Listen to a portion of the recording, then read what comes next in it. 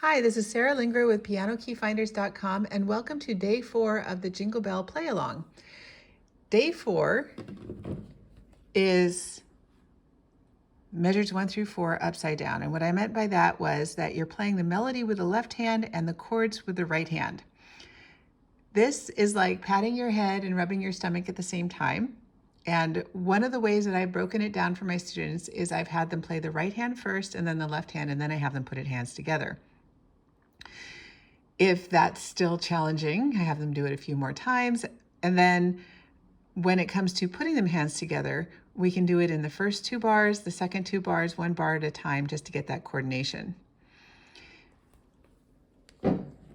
Here's what it sounds like in C major.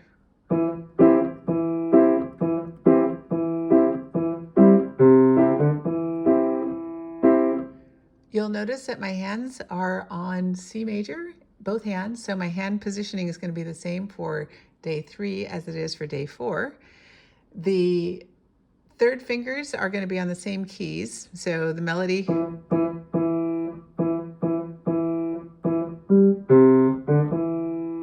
okay.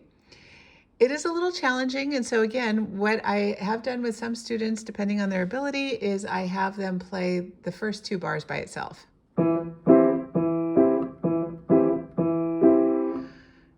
And then once they're comfortable with that, then adding small sections of the next part.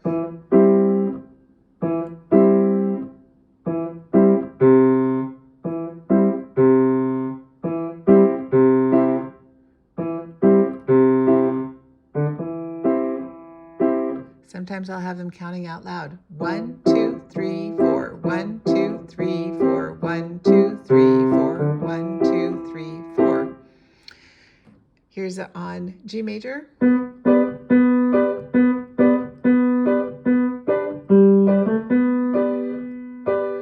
One thing that you might notice is that hand balance can be a challenge. So sometimes the chords will sound much louder than the melody, and so you ask if your student notices that. Sometimes they're so involved in just the mechanics of being able to play this, they ignore that.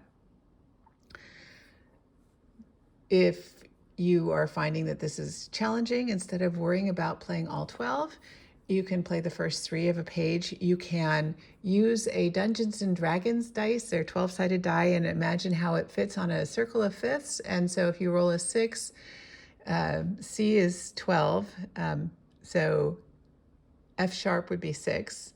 So you would have them play whatever key that it would be on as related to a clock with a circle of fifths. There are lots of different ways of modifying this to fit the skills and ability of your students.